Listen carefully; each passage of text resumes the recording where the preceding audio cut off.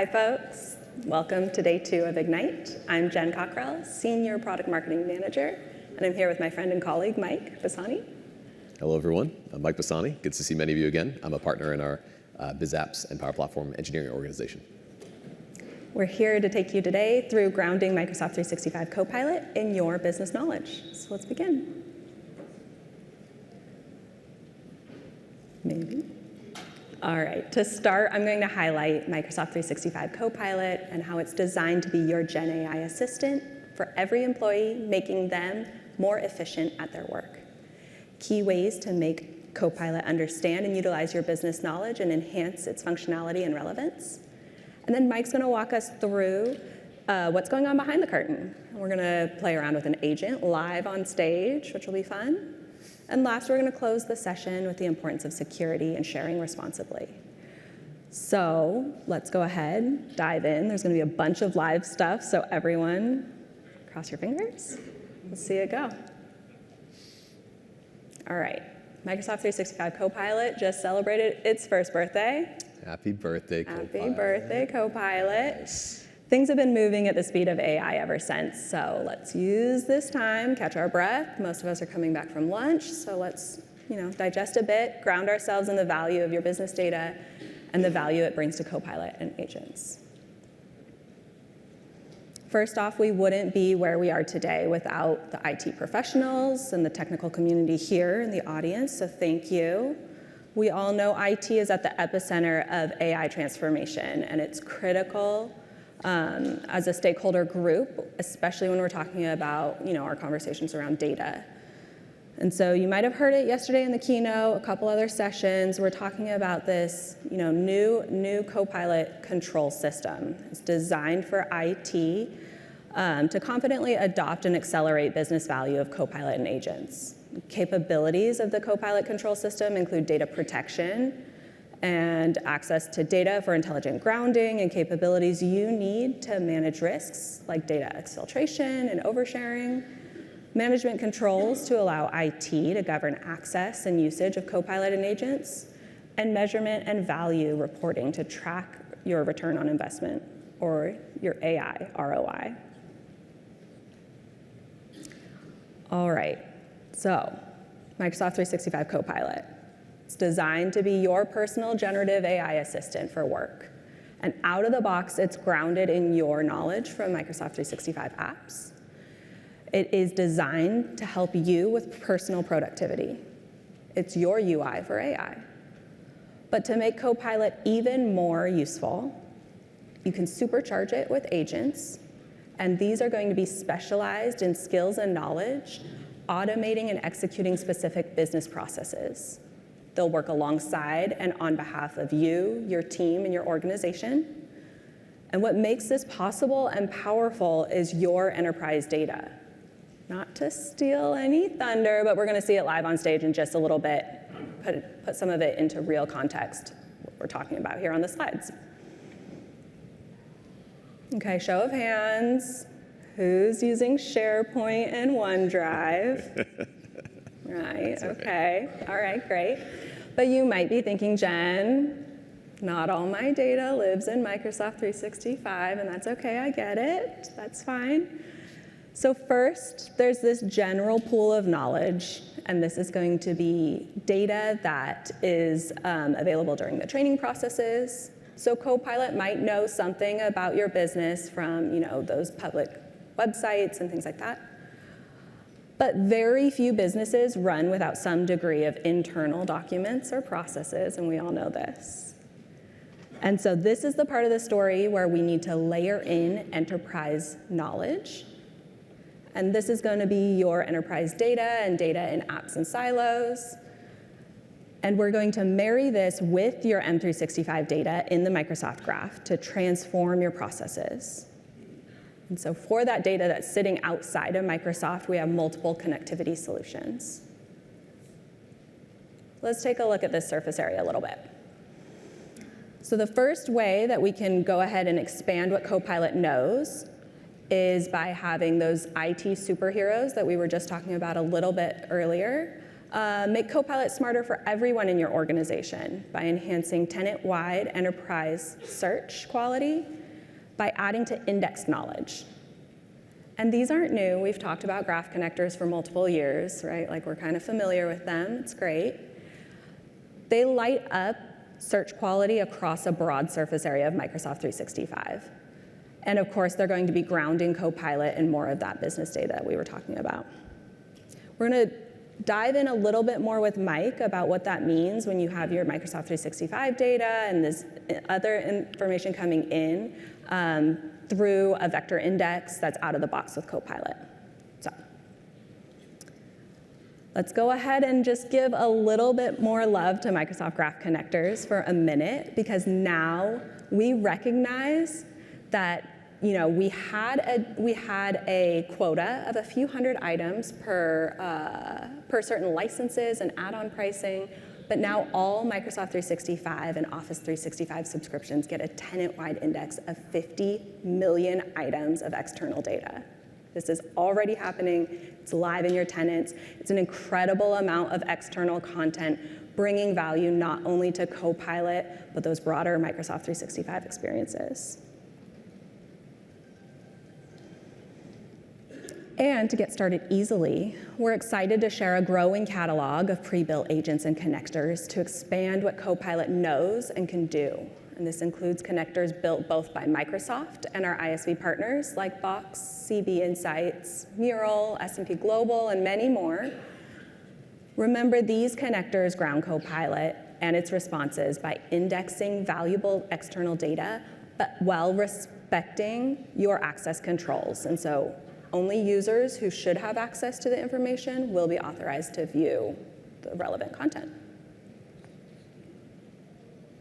Bringing back this slide, because now I want to talk about a second way to get more value out of your data. And that's by focusing Copilot on business knowledge and data through agents. And these agents can be grounded on specific knowledge, either in Graph, Dataverse, or those connectors that we were just talking about.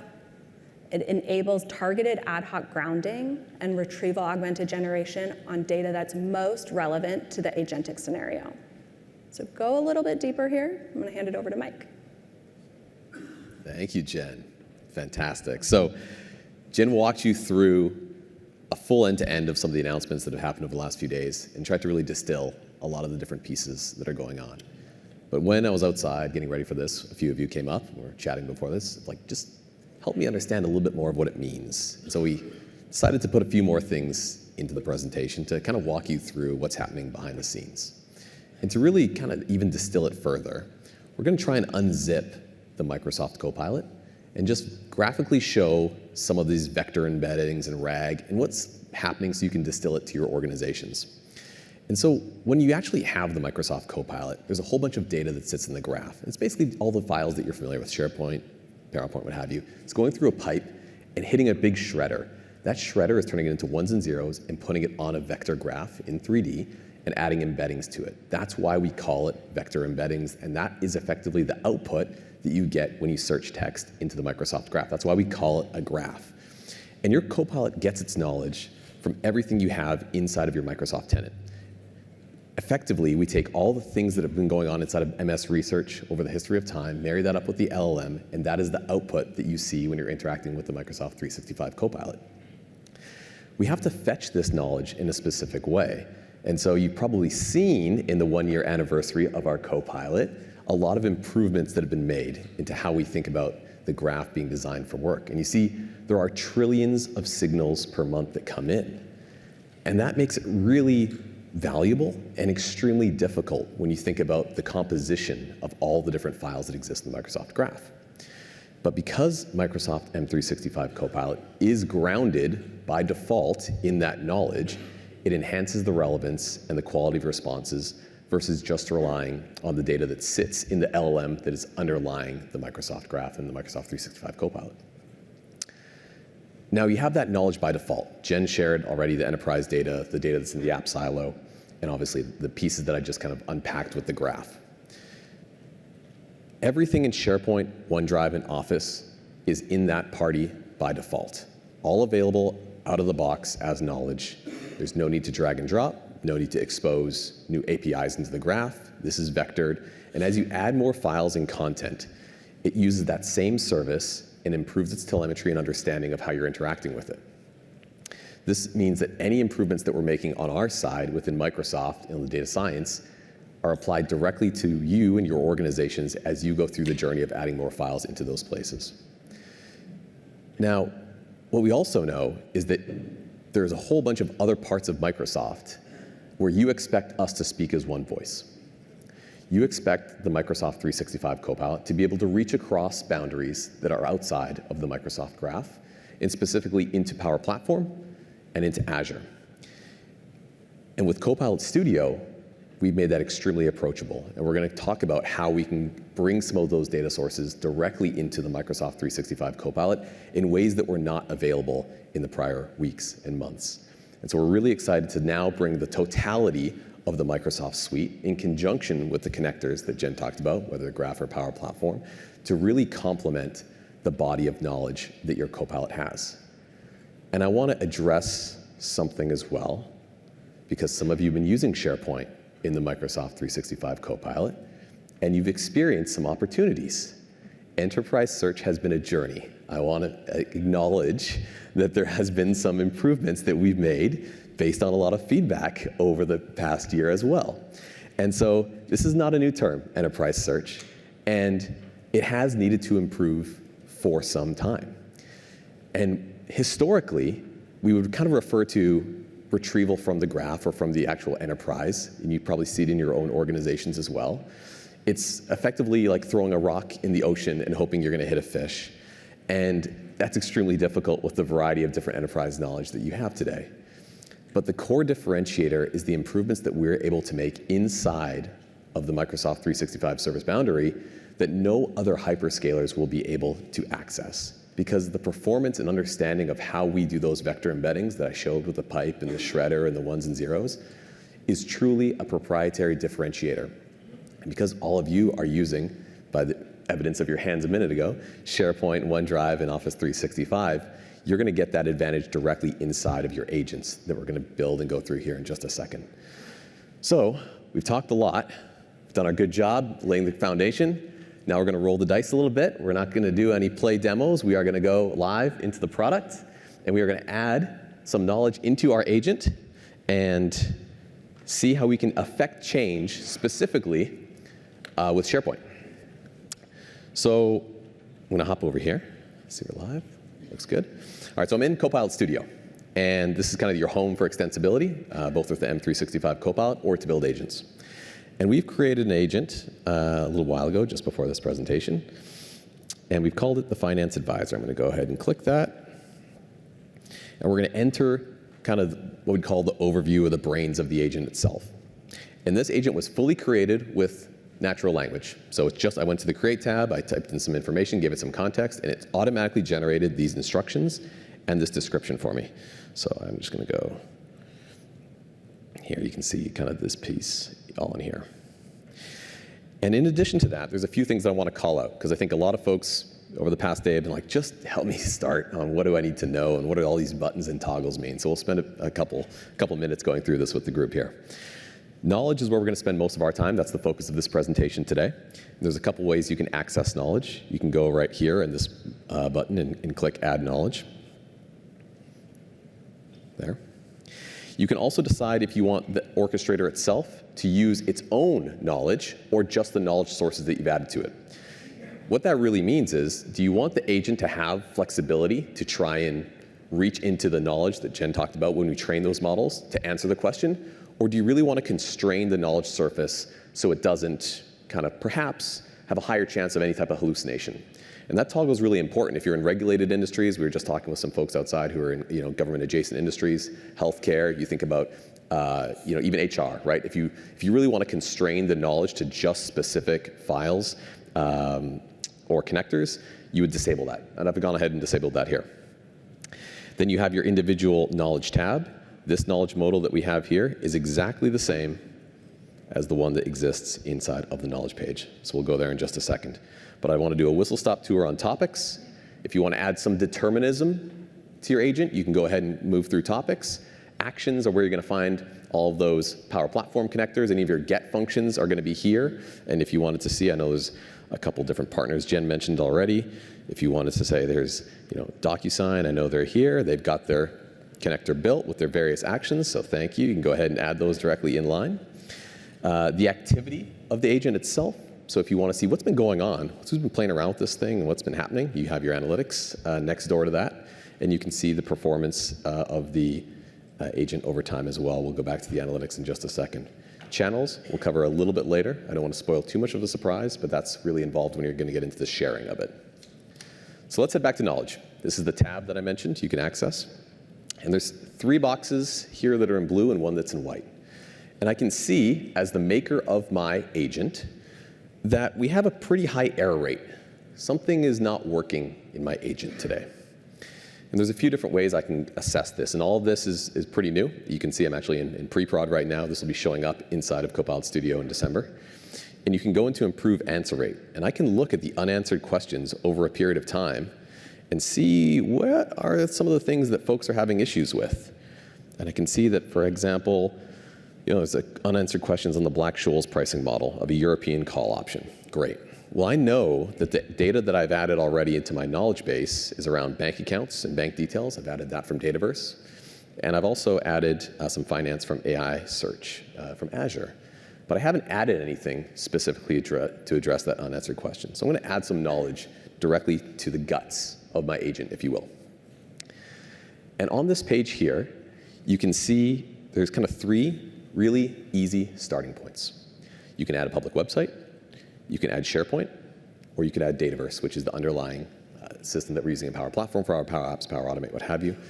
And of course, you can add and drag and drop a file. If you want to get advanced, here's where you can go and add some really new capabilities to reach across the Microsoft ecosystem. So if you've got stuff in Azure, you've got Azure AI Search, you've got obviously Fabric, and of course, you've got some graph connectors as well that have been enabled inside of this tenant. But I want to go ahead and add SharePoint, because that's what everybody in this room had their hand up about 5 minutes ago. I saw it, yep. And so we're going to go and scope this thing to SharePoint to prove that it's gotten a lot better than it has in the past. And I'm going to go to Copilot Studio Avalon. This is just a SharePoint team site that I have. And I've made a Finance Advisor folder. And in here, I've got a PDF, a Black-Scholes pricing PDF. And I'm just going to go ahead and confirm this. And I think, as you're going through your journey, creating agents for your own organizations, it's kind of a best practice to do this. Like, create folders in SharePoint that store some of the core knowledge that you want to access, because it allows for easier lifecycle management of the agent itself. But let's go ahead and add this directly into the body of my agent. It's going to go and basically take the SharePoint file and add it, and add that link. I could have done the link or selected the individual file folder itself, and I've done that. It's going to think for a little bit, and we're using some hotel Wi-Fi here, so it's going to take a second. And it's refreshed the data. The data's there 16 seconds ago. It's live. That's great. And I've got my 2 other knowledge sources here. So I'm going to go ahead and ask it that question, which was the Black-Scholes model. And I'm going to throw this in test chat. One of the new things that you are also seeing here is this conversation map. This conversation map, or activity map, if you will, is showing you the reasoning logic that the agent is going through to determine the knowledge source to which it wants to produce the outcome or the answer for. So this was really important for us because we had a lot of questions of what is it doing? Why is it choosing this source or that source? Or why did it decide to go to Dataverse instead of choosing something from SharePoint? So we wanted to kind of build this in so that as you're going through this as a maker who's creating agents for your organization, you can go ahead and kind of see how it's thinking about it. And so you've seen it's gone and selected, searching through the knowledge sources of the, I pray that this thing goes now. It's selected SharePoint and Dataverse as 2 individual knowledge sources. And it's decided, thankfully for Jen and I, that, that the Finance Advisor is the best choice. And so we can see here that it says, based on official sources, the Black-Scholes model introduced by Fisher Myron, and it's got this Black-Scholes pricing PDF attached to it. So it's actually pulled the information directly from this SharePoint. If I wanted to go ahead and click this reference link, it would take me to the article, which is inside of the OneDrive that I have here, the SharePoint file itself. So a really slick, easy way to get started to say, all right, I want to make sure that instead of being the needle in the haystack and allowing my agent to search over the entirety of everything that's in SharePoint or in the Microsoft Graph, which it can do, and it will function. You can also help it by scoping it to specific knowledge sources that you have along the way. So we'll come back to this live demo in just a second, because the next piece of this is talking about, that's good if it's me, but I have my friend Jen here, and the agent that I built isn't just for me. I want to be able to share it with my broader organization. And sharing is caring. My 5-year-old tells me that. So you've seen how you can add knowledge directly into the kind of the body of the agent. And Satya really talked about the separation between agents and co-pilots. And so if co-pilots are for the person, the agents are really for the business process. It's something that should operate and inform all of the individual user co-pilots. But to make it work and to share, you have to be responsible. It's super critical for us inside the product and engineering teams that we allow you, when you're building these agents, to feel like you have the right empowerment and leveling controls, so that when you share it to others in your organization, you have the right controls in place to ensure that the data that's being moved through has the right user ACLs associated to it, and the right internal connection strings are represented, and that ultimately the way in which you manage the changes can also be reflected to the users regardless of the surface they're in. We were inside of Copilot Studio. I was in the test chat. Jen's not maybe going to be inside of Copilot Studio. She might be in another surface. And so we've established these trust pillars for enterprise. And I think this is an important screen for folks that want to take back to their organizations to really highlight how we think about this in our organization. To be one of the most trusted hyperscalers in the world, that scrutiny doesn't come easy, and it's not without meeting significant hurdles. And so there's a few points here that I would kind of want to hit on for the group in the audience to make sure that you can help parlay that back to your organizations as well, to make sure that when you are building agents and you're sharing them to others in your individual business groups, you feel like you have Microsoft has your back and that the trust is there. The first is RAI. It's known as responsible AI often. And it's something included by default in all of our LLM offerings. And so that is the ability for us to make sure that if there is nefarious content that's being surfaced, we're going to go and have that layer of abstraction right over top of the LLM. That's on by default. The second piece is the ability to monitor and manage the usage. You saw a slight view of that inside of the Copilot Studio there, that analytics tab. You saw it, and we'll go back to it in just a second. But I wanted to make sure that that was called out, because it's something where if you see dramatic spikes in usage, may affect consumption. If you see dramatic drop-offs in answer rate, you want to be able to address that head on, because you are kind of the steward for making sure that the business process is effective in helping users with their copilots.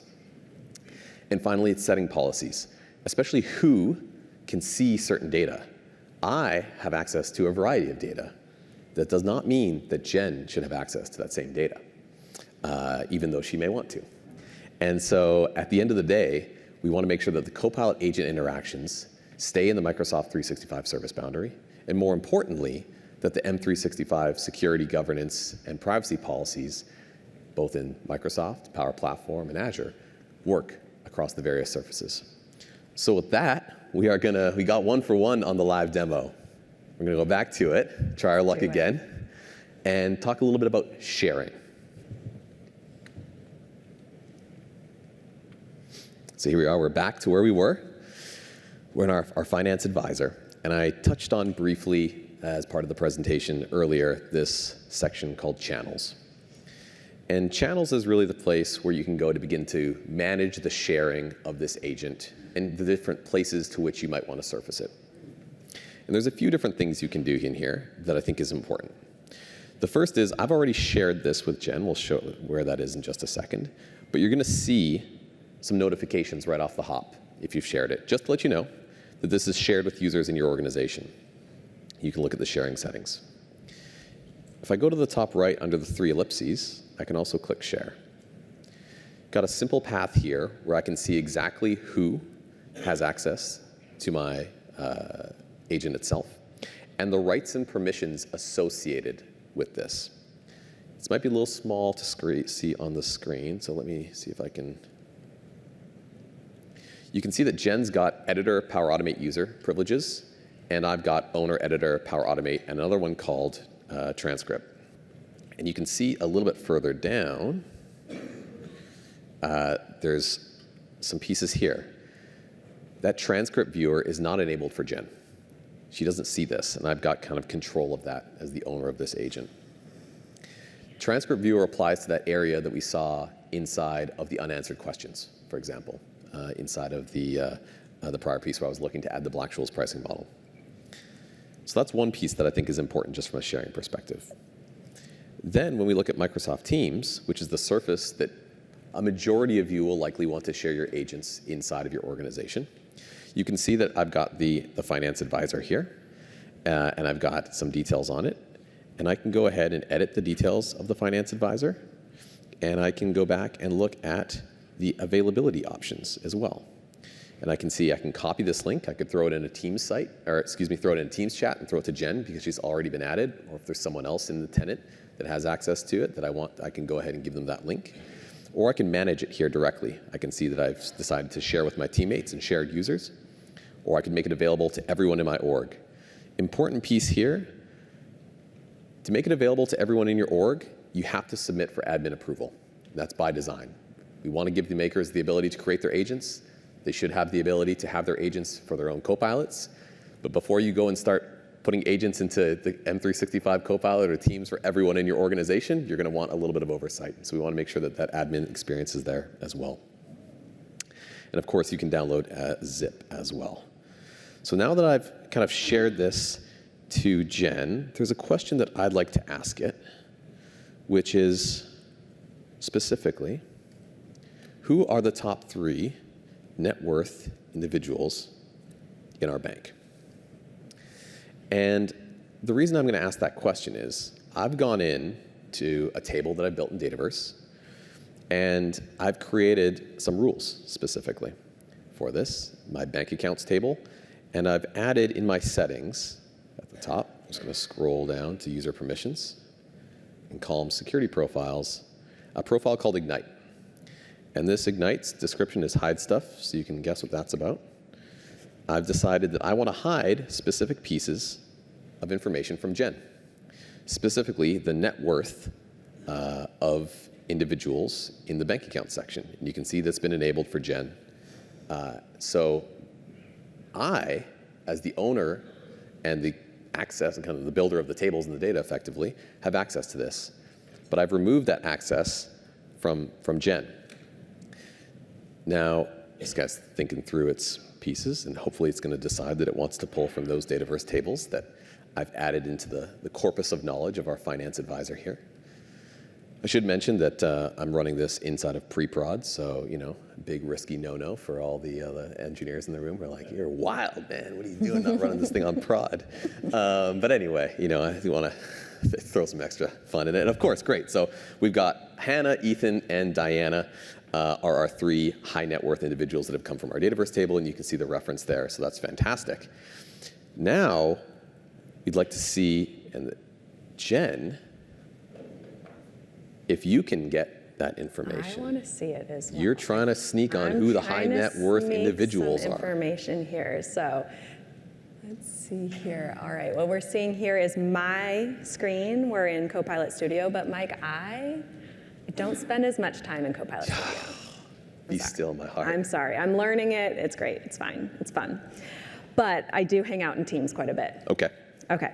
So here I am in Teams. I'm in Copilot. And what I'm going to do, you can see the finance advisor that Mike shared with me previously. But sometimes I just want to hang out in BizChat and ask my questions. So what I'm going to do is I'm going to @mention the finance advisor. Ooh, I like the @mention. Right? And now I'm chatting with the finance advisor. I'm still in BizChat, but I'm targeting and focusing Copilot. What I'm going to do, I'm going to ask that same question. I want to see. Maybe I will get an answer. Let's see if I can also learn who these top 3 net accounts are in the bank. I'm not going to find out about Hannah or Ethan. Well, let's just see. Hopefully the permissions are respected. I like the @mention. Is that new? @mention's new. Do you like that? I'm hanging out in BizChat. I can go ahead and I could go over here. I could go over here and talk to my agent, but maybe I'm in the flow of work right here. Fair enough. So you use that to just go between your BizChat, then you go to, and then you @mention an agent, then you go back to BizChat. I'm focusing it, yes. Very cool. Making it pay attention to where I want it to be, pulling the information. Perfect. It's thinking. It's going through that SharePoint folder, it's right? The data first. It's trying to get the answer to make you happy, but I think it's having a hard time. It usually will take a little bit longer when it's not going to be given the access to the files, because effectively what's going on is the finance advisor inside of BizChat is going through and looking specifically to address the high net worth individuals. And it's identified the table, it's identified that it exists, but now it's running the permissions check against Jen as the user in AAD against that table. And so, Mike, it says, I'm sorry, I can't provide that information. Good. Agent's doing her thing. Also good. Yep. She did it. She did her thing. And so, because that has resulted in a no response, that's the right outcome for us. And it is also indicative of the fact that now across things that are happening in Power Platform and across M365, the same user permissions, the same security that we're putting in place is being respected across these different surfaces. And actually, if you don't mind, can you go back to Copilot Studio? Because there was something there. Yes. I have a red error. The red error. The red error. So if that red error is, if you remember briefly, when we had that on mine, it was green. We can go back to it in a second. That is because I've logged in with my user permissions to Azure AI Search. And so that connection is live for me, but that connection is not live for Jen, because Jen did not actually authenticate that connection with her user ACLs. And so even inside of Copilot Studio, you can see the connections and the knowledge that's been added, but we're trying to raise awareness to areas where you actually want to make sure, if you do want to broaden the horizon of the knowledge to other individuals, the permission is the first step. And so if we were to go back to 2 very quickly here, you can see that I've got it live and ready to go because I've instantiated that permission. But Jen over here inside of her section does not. So a really kind of interesting, important piece in telemetry and how we're making sure that across the various different areas, whether it's in Power Platform, inside of Copilot Studio, you're building agents, or inside of M365 Copilot, where a majority of our information workers are going to be spending their time, what you build here is going to be respected across those surfaces. Okay, back to it. Where is the main here? I think that's it. Oh, we were going to show them Mac. Oh, yeah. We're going to show them Mac. One more surface area. So one more surface area. Some of you may be or may not be sysadmins, but we had this conversation again. We tried to add a couple things for the folks that were giving us live feedback before the session. And one was, well, yeah, where do you go to see? Like, you approve an agent, that sounds cool, but like, where do I actually go and govern it? When we talked about inside of this finance advisor, for example, and I wanted to share it, and I wanted to share it to everyone in my organization, what kind of, oh, screen. Oh, I think we're on me. We're on you. Thank you, whoever said that. Screen. Screen did not write it. So what I did was I went over to share the agent, and I went back to our core share screen and said, I want to share it to other people in my organization, and I could do that through that share link here, or I could do it through Teams, as we mentioned. Where does it go when I say publish to agent? When I say like availability options in here, and I want to show to everyone in my org, remember we talked about that admin approval? Like, where does it show up? So it actually shows up inside the Microsoft Admin Center. And again, what we're trying to do is draw connective tissue between the various surfaces. You saw that I was in the Power Platform Admin Center, adjusting permissions at a table level. Now I'm inside of the Microsoft Admin Center, and I can see that I'm inside of Integrated Apps. And I've got 4 individual tabs here. The apps that are deployed, some that are available for me to deploy. There's a couple that I blocked. I'm not going to call them out here. And there's a couple that are requested. And so here you can see a variety of individual agents that have been submitted to my catalog that folks want me to publish for my organization. And while some of these might be great agents for our organization, I keep a pretty tight leash on what gets into M365 Teams. And as you saw, we've only got the finance advisor and a few others. So that's the space and the surface that you would go to if you wanted to go, and if you were a sysadmin and wanted to make changes of who gets access, and you can go and click on any of these, decide if you want to deploy the app or block it as well. And you can see the host products to which the access would exist in as well. So with that, and our live demos going through unscathed. You did it. Absolutely. I'll flash up a couple screens that I think are important because I know folks want to be able to capture this and bring it back, especially as security is paramount within the organization. That transcript viewer, you could see those individual red boxes around the differences in approvals. Did everyone get that? Sorry, I'll go back to it. Just looking at This is important stuff. the cameras. Yeah, no, I mean, it came up a lot. And I think, the fact that we've really invested a ton in security, I think the group is excited about it. And so the other piece is around comparing permissions inside of that Power Platform Admin Center, being able to toggle on certain pieces. You can see there the nones and the availables that are existing for Jen, or not existing for Jen in this case, and existing for me. And to bring it all back, we want to make sure that M365 Copilot remains the UI for the AI. In order to do that, we had to maintain that the connections and the knowledge and the security persist across these surfaces, and that the agents uphold that and bring that through to your M365 Copilot. That way, it understands the working context, but it does not upsert any privilege that you need or may want in the case of Jen.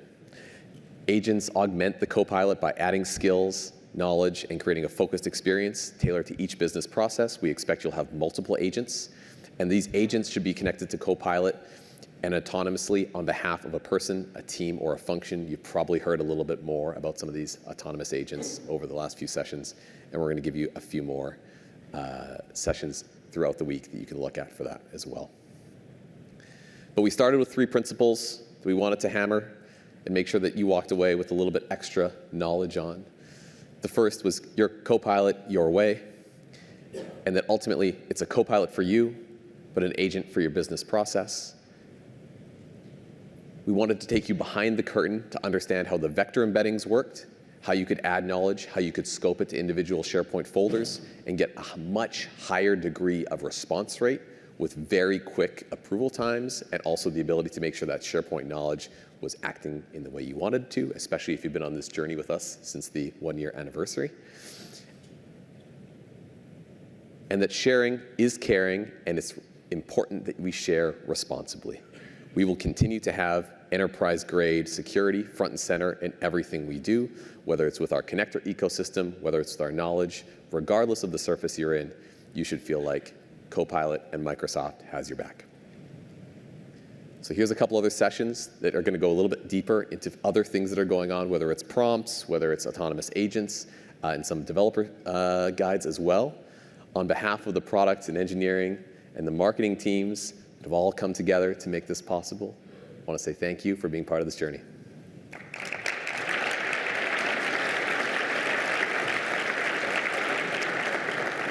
We'll stick around here for any questions you guys have. Feel free to come to the front or reach out to us online. Thank you.